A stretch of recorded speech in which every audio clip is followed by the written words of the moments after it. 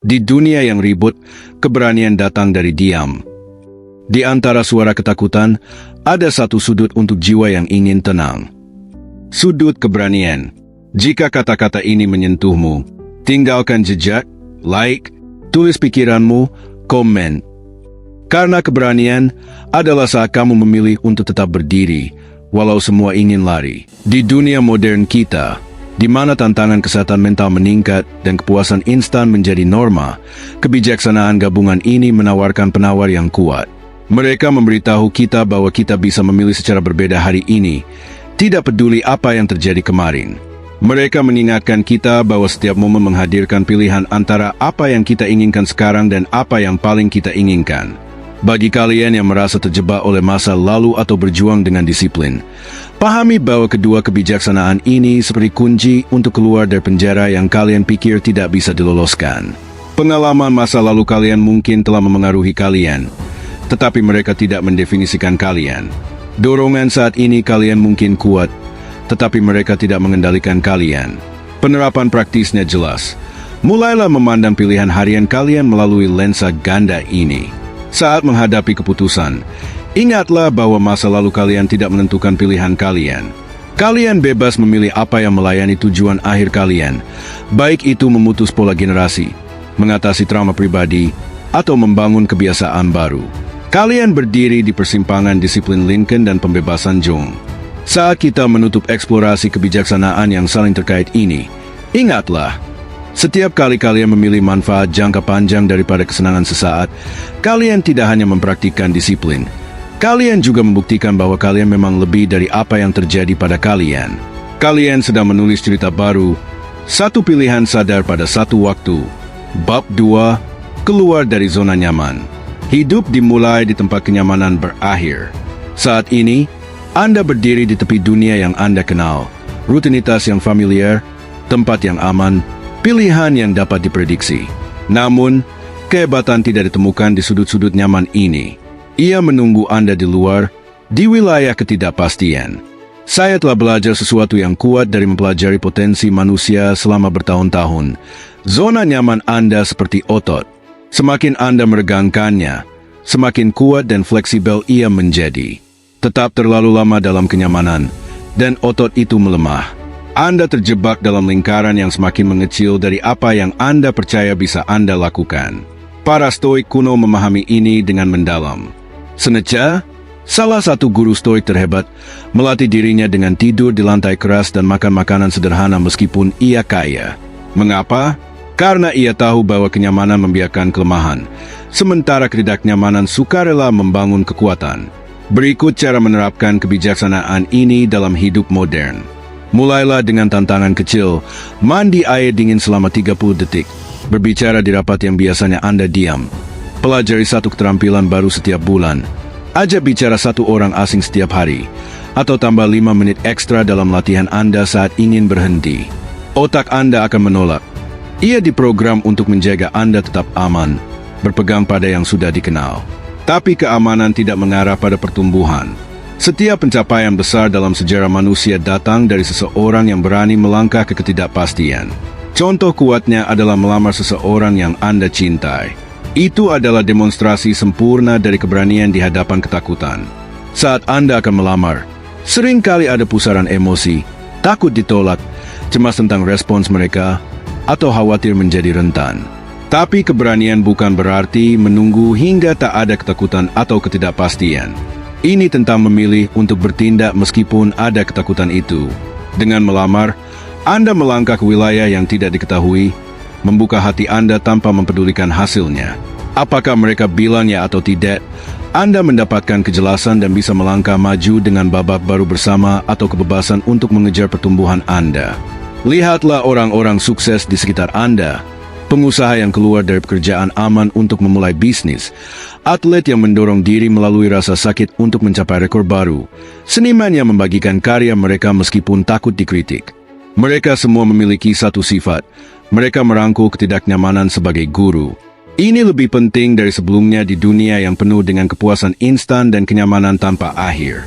Mereka yang bisa merangkul kesulitan mendapatkan keunggulan. Sementara orang lain menggulir ponsel mereka di ruangan ber-AC, Anda akan berada di luar sana, menguji batas Anda dan memperluas kemampuan Anda. Inilah yang diajarkan oleh keluar dari zona nyaman. Ketangguhan, masalah menjadi tantangan, bukan ancaman. Kepercayaan diri, setiap kemenangan kecil membuktikan Anda mampu lebih. Adaptabilitas, perubahan menjadi sekutu, bukan musuh. Kekuatan mental, ketidaknyamanan menjadi wilayah yang familiar. Pikiran Anda membutuhkan resistensi untuk tumbuh, seperti otot membutuhkan beban untuk menjadi lebih kuat. Ambil tindakan hari ini. Pilih satu hal yang membuat Anda sedikit gugup, tidak menakutkan, hanya cukup untuk membuat jantungan Anda sedikit lebih cepat. Lalu, lakukan. Mungkin itu membuat panggilan telepon yang selama ini Anda hindari, mendaftar untuk kelas yang Anda incar, atau memulai proyek yang menakutkan. Rahasianya adalah, keberanian bukanlah ketiadaan ketakutan, melainkan tindakan di hadapan ketakutan. Setiap kali Anda bertindak meskipun tidak nyaman, Anda mengklaim lebih banyak wilayah dalam hidup sebagai milik Anda. Ingat, orang yang Anda inginkan ada di sisi lain zona nyaman Anda. Keterampilan yang Anda butuhkan, kekuatan yang Anda cari, dan kepercayaan diri yang Anda inginkan semuanya menunggu di sana. Tapi Anda harus mengambil langkah pertama. Besok, tantang diri Anda untuk melakukan sesuatu yang menakutkan, lalu lakukan lagi di hari berikutnya. Segera, Anda akan menemukan bahwa zona nyaman Anda telah berkembang, dan apa yang dulu tampak mustahil kini terasa dalam jangkauan. Pertumbuhan Anda menanti di luar zona nyaman. Langkah ke dalamnya. Bab 3. Nikmati momen kecil. Hidup bergerak cepat. Semua orang berlomba menuju tujuan besar. Promosi berikutnya. Rumah yang lebih besar. Hubungan yang sempurna. Tapi inilah yang saya pelajari dari mempelajari kebijaksanaan selama bertahun-tahun. Kekayaan sejati terletak pada momen-momen kecil yang sering kita lewatkan begitu saja. Lihatlah cangkir kopi Anda sekarang, kehangatan di tangan Anda, aroma yang naik, dan tegukan pertama yang menyentuh lidah Anda. Itu bukan hanya kopi, itu adalah hidup yang terjadi saat ini. Kebanyakan orang melewatkan momen ini, selalu mengejar hal besar berikutnya. Para stoik kuno, master dalam menjalani hidup dengan baik, tahu rahasia ini. Epictetus, yang memulai sebagai budak dan menjadi salah satu guru terhebat dalam sejarah, menemukan kegembiraan dalam roti sederhana dan air. Ia mengerti apa yang dipelajari terlambat oleh banyak orang sukses. Kebahagiaan tidak menunggu di garis finish, melainkan tersebar di sepanjang jalan dalam potongan-potongan kecil yang harus kita hentikan untuk mengumpulkannya. Inilah yang kebanyakan orang lewatkan dalam kehidupan sehari-hari. Suara hujan di jendela saat Anda hangat di dalam. Tawa anak Anda selama permainan sederhana. Kepuasan membuat tempat tidur Anda dengan sempurna. Keheningan sebelum orang lain bangun. Rasa air saat Anda benar-benar haus. Atau perasaan spray segar setelah hari yang panjang. Momen-momen seperti ini tidak hanya membuat hidup lebih menyenangkan, tetapi juga menjadi blok bangunan dari keberadaan yang terpenuhi. Setiap momen adalah kesempatan untuk merasa hidup sepenuhnya. Saat Anda berbicara dengan orang-orang di akhir hidup mereka, mereka jarang menyebut pencapaian karir atau harta benda. Sebaliknya, mereka berbicara tentang berjalan pagi dengan anjing mereka, minum kopi dengan teman lama, atau menonton matahari terbenam bersama orang yang mereka cintai. Ilmu pengetahuan modern mendukung ini. Otak kita dirancang untuk menemukan lebih banyak kepuasan dalam kesenangan kecil yang sering daripada dalam yang besar tapi jarang. Liburan mahal mungkin membuat Anda bahagia selama seminggu, tetapi momen kegembiraan harian akan membentuk ulang seluruh hidup Anda. Berikut cara menguasai seni momen kecil. Pelan-pelan saat melakukan tugas rutin, rasakan air di tangan Anda saat mencuci piring. Perhatikan ritme alam, cahaya yang berubah, musim yang berganti. Nikmati makanan Anda, rasakan setiap gigitan, jangan terburu-buru. Dengarkan dengan penuh saat seseorang berbicara, tangkap nada halusnya. Rasakan tubuh Anda saat bergerak, bahkan selama jalan kaki sederhana. Ini bukan tentang menjadi pasif. Para pejuang terkuat sepanjang sejarah tahu bahwa kekuatan datang dari hadir sepenuhnya. Saat Anda menguasai momen kecil, Anda menguasai hidup itu sendiri. Tantangan untuk Anda dalam 24 jam ke depan. Tangkap 5 momen kecil yang biasanya Anda lewatkan. Jangan hanya memperhatikan, rasakan sepenuhnya. Biarkan mereka meresap ke dalam diri Anda. Ini adalah benang-benang yang menenun hidup yang kaya. Keberhasilan tanpa kemampuan untuk menikmati kesenangan sederhana adalah kemenangan yang kosong. Kekayaan sejati adalah memiliki kesadaran untuk menikmati makanan Anda, merasakan sinar matahari di wajah Anda, dan mendengar kicauan burung, dan tahu bahwa dalam momen-momen ini, Anda tidak kekurangan apapun. Tugas Anda bukan mencari lebih banyak momen, tetapi menangkap yang sudah ada di sini. Kegembiraan kecil yang Anda perhatikan hari ini menjadi kenangan besar yang Anda hargai besok. Ini adalah undangan untuk bangun terhadap kehidupan yang sudah terjadi di sini, sekarang. Bab 4, fokus pada apa yang bisa Anda kendalikan. Dunia berputar dengan kekacauan, pasar ambruk, orang menghakimi, rencana gagal, cuaca berubah. Namun, satu kebenaran kuno tetap kokoh. Kekuatan Anda bukan terletak pada mengendalikan badai, tetapi pada mengendalikan respons Anda terhadapnya. Mari kita singkirkan kebisingan dan fokus pada apa yang penting saat ini. Banyak hal terjadi di sekitar kita, beberapa baik, beberapa buruk, semua di luar kendali Anda.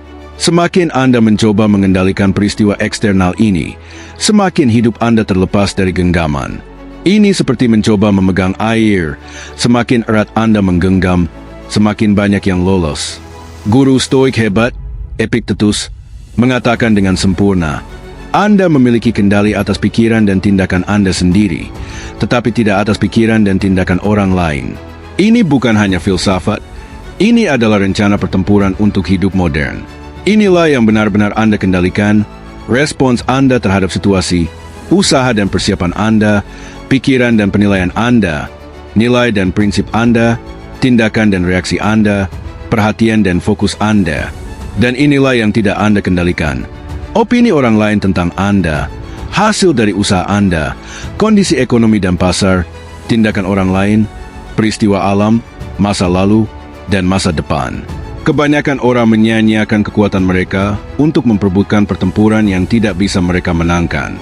Mereka stres tentang kemacetan yang tidak bisa mereka ubah, marah atas politik yang tidak bisa mereka pengaruhi, atau khawatir tentang opini yang tidak bisa mereka ubah. Inilah cara orang kuat menjadi lemah, dengan menghabiskan kekuatan mereka pada hal-hal yang tidak bisa diubah. Pendekatan praktis untuk menguasai ini. Pemeriksaan pagi. Sebelum memulai hari, buat garis yang jelas. Apa yang bisa saya kendalikan hari ini? Apa yang tidak? Fokuskan energi Anda hanya pada daftar pertama. Revolusi respons.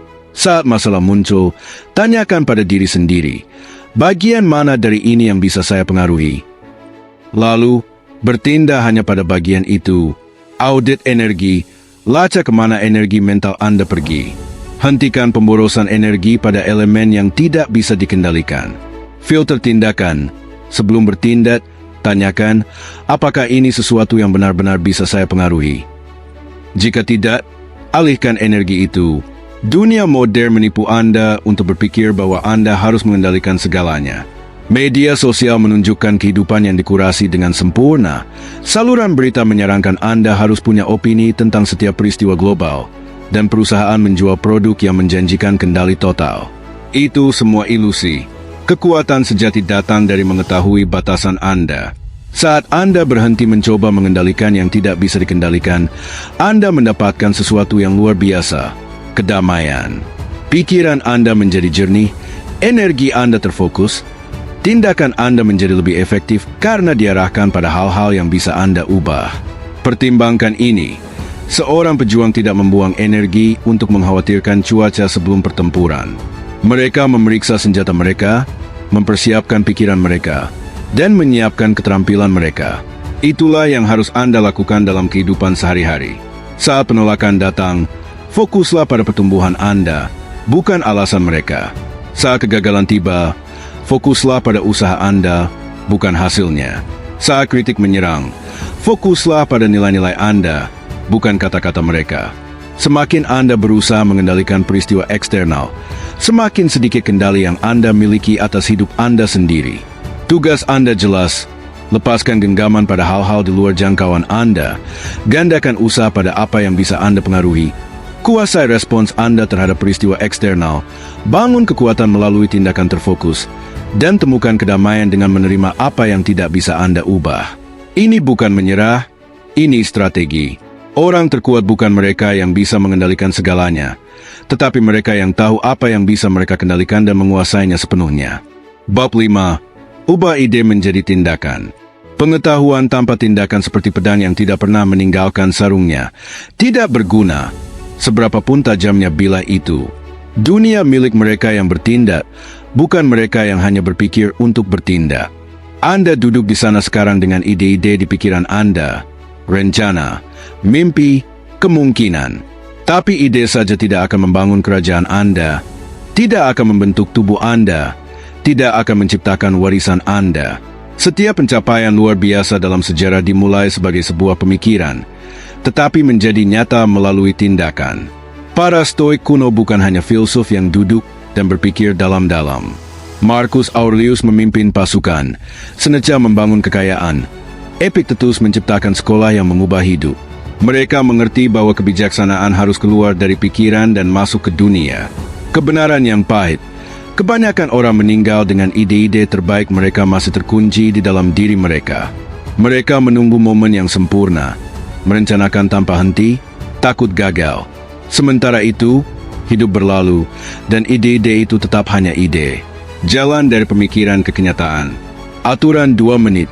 Saat sebuah ide muncul, ambil satu tindakan kecil dalam 2 menit. Punya ide bisnis? Daftarkan nama domain. Ingin menulis? Buka dokumen dan ketik satu kalimat. Ingin bugar? Lakukan satu push-up sekarang. Prinsip tindakan sebelum kesempurnaan. Mulai sebelum Anda siap, luncurkan sebelum sempurna, bergerak sebelum Anda yakin. Kesempurnaan adalah musuh kemajuan. Pembangunan harian. Ambil satu langkah konkret setiap hari, sekecil apapun. Tindakan kecil bertambah menjadi hasil besar. Metode dokumentasi. Tulis ide Anda, lalu segera cantumkan 3 tindakan spesifik yang bisa Anda ambil. Ide menjadi nyata saat memiliki langkah berikutnya. Hidup modern menipu Anda ke dalam persiapan tanpa akhir. Membaca buku lain, menonton video lain, mengikuti kursus lain. Tapi pengetahuan tanpa aplikasi hanyalah hiburan. Pembelajaran sejati terjadi dalam tindakan. Pertimbangkan seorang pengrajin ulung. Mereka tidak menjadi terampil dengan membaca tentang kerajinan mereka. Mereka mengotori tangan mereka, membuat kesalahan, menciptakan karya yang tidak sempurna. Tapi melalui tindakan, mereka menguasai seni mereka. Ingin memulai bisnis? Lakukan penjualan pertama Anda. Ingin menjadi penulis? Publikasikan kata pertama Anda. Ingin lebih kuat? Lakukan latihan pertama Anda. Ingin belajar coding? Tulis program pertama Anda. Ingin menjadi seniman? Ciptakan karya pertama Anda. Ukuran tindakan tidak penting. Yang penting adalah memecahkan penghalang antara pemikiran dan kenyataan. Ketakutan akan mencoba menjaga ide Anda terperangkap di pikiran Anda, memberikan alasan untuk menunggu, mempersiapkan, dan merencanakan. Tapi ingat, tindakan menyembuhkan ketakutan, gerakan mengalahkan meditasi, melakukan mengalahkan bermimpi. Rencana pertempuran Anda. Pilih satu ide yang terus menghantui Anda. Pecah menjadi tindakan terkecil yang mungkin. Lakukan tindakan itu dalam 24 jam. Bangun momentum melalui langkah-langkah kecil yang konsisten. Belajar dari hasil, sesuaikan, dan terus bergerak. Dunia menghargai mereka yang bertindak. Sementara orang lain berbicara tentang mimpi mereka, Anda akan membangun milik Anda. Sementara mereka menyempurnakan rencana mereka, Anda akan mengumpulkan pengalaman nyata. Sementara mereka menunggu momen yang tepat, Anda akan menciptakannya. Ide Anda memiliki kekuatan, tetapi kekuatan itu tetap terkunci sampai Anda mengubahnya menjadi tindakan. Mulai sekarang, mulai kecil, mulai tidak sempurna, tapi mulai. Ide Anda menyerukan tindakan, jawab dengan gerakan, usaha, dan kenyataan. Bab 6. Luangkan waktu untuk bersenang-senang. Hidup bukanlah perjuangan tanpa akhir. Para pejuang terkuat tahu kapan harus meletakkan pedang mereka dan merayakan. Para pemimpin bijak memahami bahwa kegembiraan bukan kelemahan, melainkan bahan bakar untuk kehebatan. Lihatlah makhluk paling kuat di alam. Singa bermain, serigala bermain. Bahkan hewan terkuat tahu nilai dari kesenangan sederhana yang murni. Mereka tidak kehilangan kekuatan dengan bermain. Mereka meningkatkannya. Marcus Aurelius, yang memikul beban sebuah kekaisaran, Menulis tentang pentingnya bersukacita dan rileks. Ini bukan filsafat lemah, ini adalah strategi pertempuran untuk hidup itu sendiri. Inilah yang terjadi di tubuh Anda saat Anda benar-benar bersenang-senang. Hormon stres Anda turun, kreativitas Anda melonjak, pikiran Anda menjadi lebih tajam, cadangan energi Anda terisi kembali, ketangguhan Anda tumbuh lebih kuat. Hidup modern telah menipu kita. Kita dijual mitos bahwa keseriusan konstan sama dengan kesuksesan, bahwa kesenangan adalah sesuatu yang kita peroleh setelah semua pekerjaan selesai. Tapi inilah kebenarannya. Kesenangan bukan musuh produktivitas. Itu adalah senjata rahasia. Ilmu tentang kesenangan. Kesenangan melepaskan dopamin, membuat otak Anda bekerja lebih baik. Bermain mengembangkan koneksi saraf baru. Tawa memperkuat sistem kekebalan tubuh Anda. Kegembiraan membuat Anda lebih tahan terhadap stres. Momen kesenangan menciptakan ikatan yang lebih kuat dengan orang lain. Misi Anda jelas. Bangun kesenangan ke dalam hidup Anda dengan disiplin yang sama seperti Anda bekerja dan berlatih. Jangan menunggu itu terjadi, buat itu terjadi. Cara praktis untuk menambah kesenangan. Ubah tugas rutin menjadi permainan. Tantang teman untuk kompetisi konyol. Menari saat tidak ada yang melihat. Coba sesuatu yang baru hanya untuk kesenangan. Temukan alasan untuk tertawa setiap hari. Bahkan tim pasukan khusus bercanda dan bermain di sela-sela misi. Atlet top bercanda selama pelatihan. Pengusaha paling sukses meluangkan waktu untuk petualangan. Mereka tahu bahwa kesenangan bukan hanya pelepasan dari pekerjaan. Itu adalah bagian darinya. Kekuatan Anda tumbuh ketika Anda menyeimbangkan intensitas dengan kegembiraan. Hidup tanpa kesenangan seperti busur yang selalu tegang, akhirnya patah. Tapi tambahkan momen kesenangan murni, dan Anda menjadi tak terkalahkan. Jadwalkan kesenangan seperti Anda menjadwalkan latihan. Masukkan ke kalender Anda. Jadikan itu tidak bisa ditawar. Pejuang yang tidak bisa tertawa sudah kalah. Pemimpin yang tidak bisa bermain telah kehilangan sentuhan dengan esensi hidup. Jangan biarkan itu menjadi Anda. Buat hari ini berarti, temukan satu momen untuk kesenangan sederhana yang murni. Biarkan diri Anda merasakan kegembiraan tanpa rasa bersalah. Karena pada akhirnya, hidup yang dijalani dengan baik tidak hanya diukur dari pencapaian, tetapi dari momen-momen kesenangan sejati. Bab 7, Daftar Tugas Syukur. Para pejuang kuno memulai setiap hari dengan menghitung berkat mereka, senjata mereka, kekuatan mereka, saudara-saudara mereka dalam pertempuran. Hari ini, kita akan menguasai praktik yang sama, tetapi dengan sentuhan modern. Orang-orang terkuat tahu sebuah rahasia. Syukur bukanlah hal yang lemah. Itu adalah senjata yang mengubah setiap tantangan menjadi bahan bakar untuk pertumbuhan. Ketika Anda beralih dari "saya harus" menjadi "saya bisa", Anda mengklaim kekuatan atas hari Anda. Daftar tugas syukur membentuk ulang seluruh medan pertempuran Anda. Setiap tugas menjadi kesempatan. Setiap tantangan menjadi hak istimewa. Rapat yang Anda takuti, Anda bisa memimpin orang lain. Latihan yang menanti, Anda bisa membangun kekuatan Anda. Proyek sulit, Anda bisa membuktikan nilai Anda. Berikut cara para pejuang sejati membangun daftar tugas syukur mereka. Misi pagi, saya bisa bangun pagi. Banyak yang tidak pernah mendapatkan kesempatan ini. Saya bisa berolahraga. Tubuh saya cukup kuat untuk berlatih. Saya bisa bekerja. Keterampilan saya cukup berharga untuk dibayar. Operasi harian. Saya bisa menghadapi tantangan, masing-masing membuat saya lebih kuat. Saya bisa membantu orang lain. Tindakan saya menciptakan dampak. Saya bisa belajar dari kesalahan.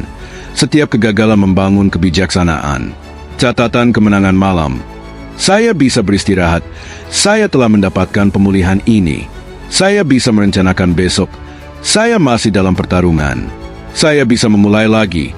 Setiap hari adalah misi baru. Marcus Aurelius, yang memimpin kekaisaran terkuat di dunia, menulis setiap hari tentang syukur, bukan karena ia lemah, tetapi karena ia tahu syukur membangun kekuatan yang tak tergoyahkan. Tugas harian Anda bukan beban, melainkan hak istimewa yang ditolak bagi banyak orang. Pekerjaan yang Anda keluhkan, ribuan orang akan menukar tempat dengan Anda. Keluarga yang membutuhkan waktu Anda, orang lain berharap mereka memiliki seseorang untuk dipedulikan. Latihan yang berat, beberapa orang bahkan tidak bisa berjalan. Perubahan pola pikir ini langsung. Harus membayar tagihan menjadi bisa memiliki listrik dan tempat tinggal. Harus memasak menjadi bisa makan makanan enak. Harus bepergian menjadi bisa memiliki transportasi yang andal. Ini bukan berpikir positif. Ini berpikir seperti pejuang. Setiap tugas dalam daftar Anda adalah kesempatan untuk tumbuh lebih kuat, membuktikan nilai Anda, dan membangun warisan Anda. Misi Anda, tulis tugas besok. Tambahkan, saya bisa sebelum setiap tugas. Temukan hak istimewa dalam setiap tugas. Serang mereka dengan kekuatan baru. Akhiri hari dengan menghitung kemenangan Anda. Orang kuat tidak hanya menanggung hari mereka, mereka menguasainya. Daftar tugas syukur bukan tentang bersyukur atas yang mudah, melainkan menemukan kekuatan dalam yang sulit. Saat Anda menguasai ini, tugas yang dulu menguras Anda kini memicu semangat Anda. Tantangan yang dulu membuat Anda stres, kini membuat Anda bersemangat. Anda akan menjalani hari bukan sebagai seseorang yang menanggung beban, tetapi sebagai seseorang yang mengklaim kemenangan. Mulai sekarang, ambil tugas berikutnya dan temukan hak istimewa di dalamnya. Itulah repetisi pertama Anda dalam membangun pikiran yang tak terkalahkan. Anda bisa melakukan ini, jadikan itu berarti. Penutup, ingat, bukan selalu keputusan besar yang mengubah hidup yang membentuk kehidupan kita. Seringkali, kebiasaan kecil sehari-hari yang memberikan dampak terbesar. 7 kebiasaan mikro ini mungkin tampak sederhana, tetapi mereka menciptakan fondasi yang kokoh untuk ketangguhan, tujuan, dan kedamaian batin. Para Stoik tahu bahwa pertumbuhan sejati datang dari tindakan yang konsisten dan disengaja. Dengan membuat perubahan kecil ini, Anda membangun hidup yang selaras dengan kekuatan dan kejelasan. Jika Anda menemukan nilai di sini, pertimbangkan untuk bergabung dengan komunitas Stoik untuk lebih banyak wawasan yang membawa kebijaksanaan kuno ke dalam kehidupan sehari-hari.